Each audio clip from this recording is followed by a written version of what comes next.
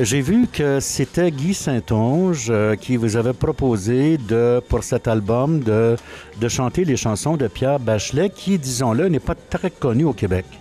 Non, Pierre Bachelet, malheureusement pour moi et pour ceux qui aiment ses grandes mélodies, ses beaux textes, Pierre Bachelet n'avait pas entretenu des liens très, très étroits, comme bien d'autres chanteurs de la France qui sont venus souvent. Et je trouvais que c'est bien dommage, puisque Pierre Bachelet a des belles chansons. Et comme il est décédé il y a 5 ans cette année, je trouvais l'occasion belle de choisir parmi 12 de ses plus belles chansons, à mon avis, et 12 chansons qui pourraient m'aider à me créer un univers. Guy Saint-Onge m'a dit, Jean-Philippe, vaut mieux avoir ces 12 belles chansons-là solides, qui sont à peu près méconnues du public québécois, que d'avoir des compositions originales peut-être ordinaires. Alors, c'est un petit peu notre façon de démarrer. Vous démarquer. Oui, oui. Oui, parce que vous connaissiez Pierre Bachelet avant que Guy Saint-Onge vous en parle. Vous aviez déjà enregistré, elle est d'ailleurs. Tout à fait. En 2004, j'ai fait un deuxième album autoproduit à petite échelle, vendu dans la région de Charlevoix.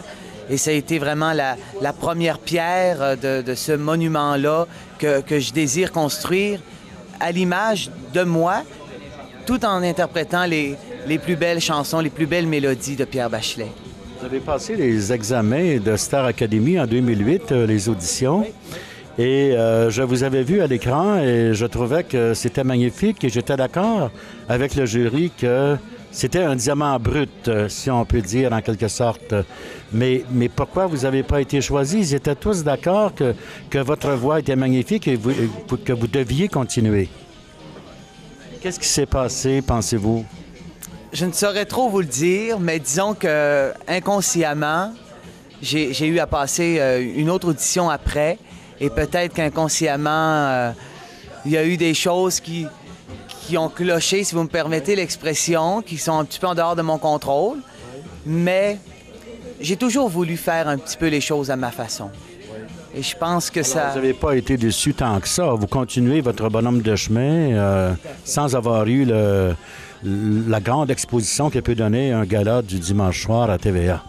On souhaite cette exposition-là et je la souhaite dans les prochains mois, dans les prochaines années, puisque je sais qu'aujourd'hui, il faut... Puis c'est quelque chose que j'ai en moi, j'aime ça. J'ai un produit à défendre, j'ai des chansons à défendre et je suis prêt.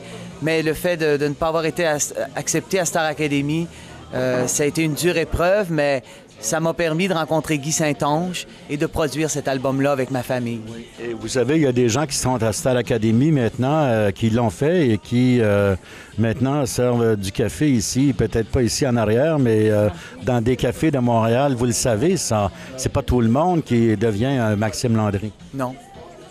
Alors, moi, ce que je pense, si vous permettez, ce que j'ai déduit de cela, c'est que je crois que vous êtes d'un type romantique et qui... la palette est vraiment assez réduite, assez restreinte. Si vous chantiez du rock ou du pop ou d'autres musiques, sans tomber dans le rap nécessairement, peut-être vous arriveriez à intéresser un public plus large, non? Comme Céline a su le faire. Mais disons, personnellement, je crois qu'on a un album, Guy l'a fait un petit peu dans ce sens-là, qui est abordable pour les gens. On a des chansons rythmées, il y a d'autres chansons un petit peu plus audacieuses, avec des orchestrations un petit peu plus élaborées. Mais je pense que le mélange a été bien fait. Disons que ça a été la commande de Guy Saint-Onge de faire un album quand même très abordable pour les gens. À l'époque, on utilisait beaucoup, surtout dans les années 80, on utilisait les synthétiseurs et Pierre Bachelet ne s'est pas ménagé avec son équipe d'arrangeurs, utilisait beaucoup de synthétiseurs, des programmations.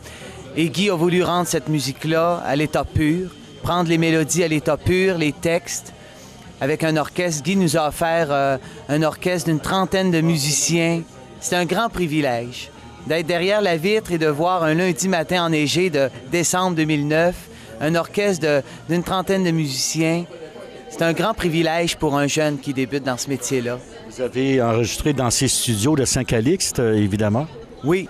À chaque fois, c'est un pèlerinage. C'est tellement agréable de se rendre devant le lac à Saint-Calixte pour un artiste, pour un chanteur. qui vient de Charlevoix, qui vient d'une région.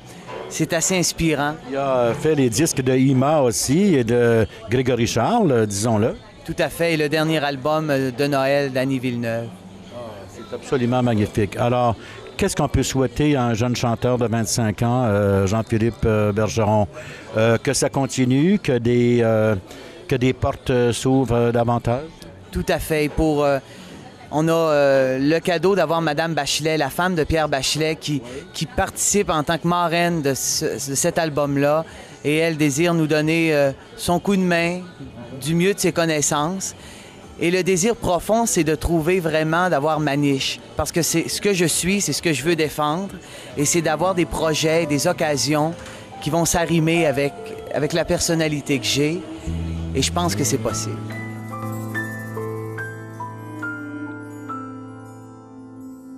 Elle a de ces lumières au fond des yeux qui rendent aveugle ou amoureux. Elle a des gestes de parfum qui rendent bête ou rendent chien, mais si lointaine dans son cœur. Pour moi, c'est sûr, elle est ailleurs.